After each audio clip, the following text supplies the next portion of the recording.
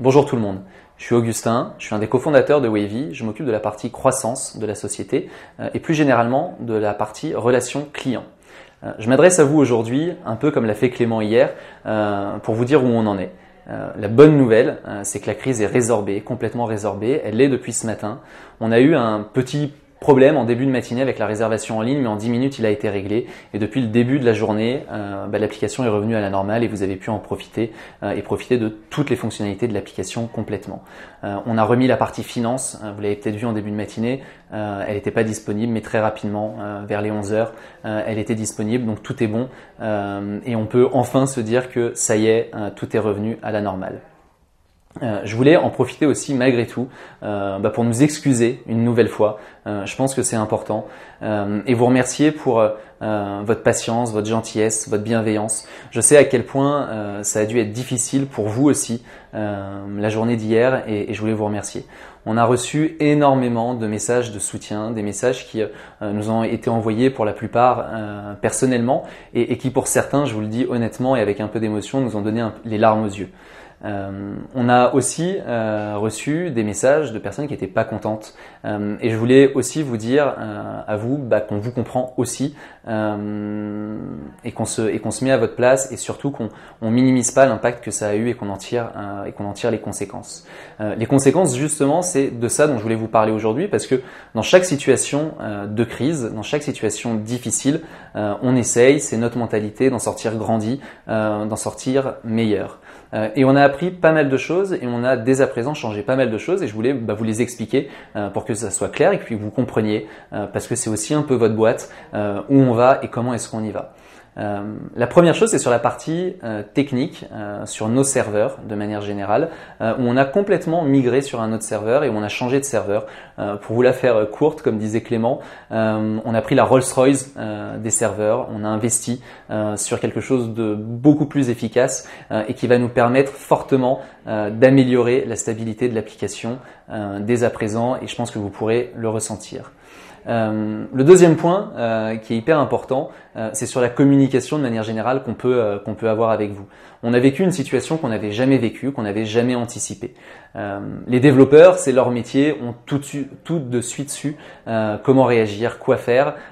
et faire leur boulot, restaurer la stabilité de l'application dans les plus brefs délais, même si ça a mis une journée. En revanche, le reste de la boîte, on était un peu perdu et on courait partout pour essayer de vous rassurer, pour essayer de vous accompagner, pour essayer de vous dire qu'on bossait et surtout faire en sorte que la journée se passe le mieux possible. On s'en est, je pense, pas trop mal sorti malgré tout. On vous a envoyé des SMS, tout le monde les ont pas reçus, mais on a essayé d'en envoyer à tout le monde. On a communiqué sur Facebook, on vous a envoyé des vidéos, on a essayé de répondre à tout le monde au téléphone. Pour info, on a répondu dans la journée à plus de 1900 appels, ce qui est quand même plutôt pas mal, à plus de 1200 chats ou mails en live dans la journée et surtout on a répondu à 90% des clients qui nous ont contactés dans la journée et on était, même si c'était pas suffisant, plutôt content de réussir à avoir cette performance-là. Malgré tout, je pense qu'on peut beaucoup mieux faire en étant préparé, même si je touche du bois, j'espère que on vivra jamais une situation pareille, mais malgré tout, je pense que c'est important de s'y préparer et en tout cas de se préparer à vous accompagner encore davantage si toutefois ça devait arriver, mais encore une fois avec les nouveautés et notamment le nouveau serveur qu'on a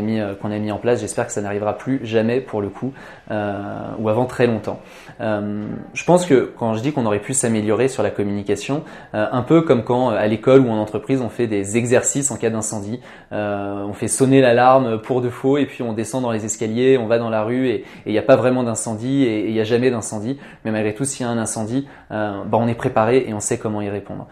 Dès à présent on va faire la même chose chez nous et on va se préparer à avoir un incendie, appuyer sur un bouton et se dire ok, qu'est-ce qu'on fait, qui fait quoi sur tous les départements pour vous accompagner, pour être encore plus proche de vous,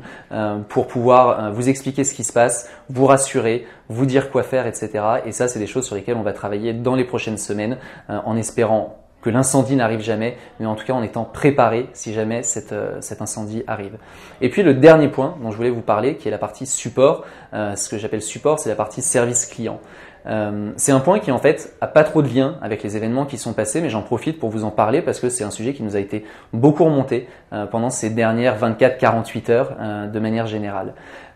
Sur le support, vous l'avez peut-être vécu pour ceux qui sont chez nous depuis longtemps, on a fait un choix il y a à peu près 6 mois que je voulais assumer devant vous parce que en l'occurrence c'est mon choix pour le coup,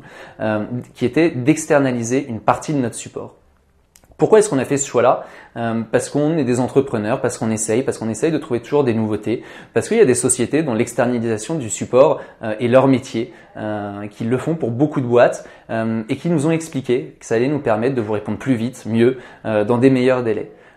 Je vais être honnête avec vous, ça a été un échec, un vrai échec pour le coup qu'on a vécu, que j'ai vécu moi à ce niveau-là, parce que la qualité du support qu'on a pu prodiguer dans les derniers mois n'était pas au niveau de nos exigences et de vos exigences, ce qu'on comprend tout à fait.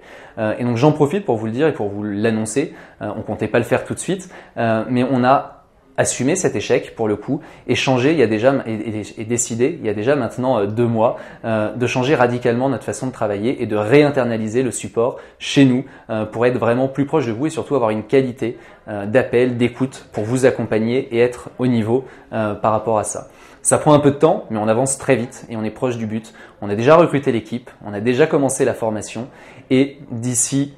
quelques temps, quelques semaines, notre support va prendre le relais et on va arrêter complètement l'externalisation du support pour être beaucoup plus proche de vous et être au niveau de vos attentes et pouvoir vous accompagner vraiment pleinement. Encore une fois, par rapport à ça, merci pour votre patience, pour votre bienveillance, une fois de plus. On essaye des choses, on réussit pas tout pour le coup, mais on essaye de corriger nos erreurs et celle-ci en l'occurrence, on l'a déjà anticipée, on l'a déjà corrigée, ou en tout cas on est en train de la corriger et j'espère que vous verrez vraiment la différence et moi c'est pour le coup une grande partie de mon activité, de mon travail au quotidien depuis plusieurs semaines et ça arrive bientôt. Merci beaucoup à tous encore une fois.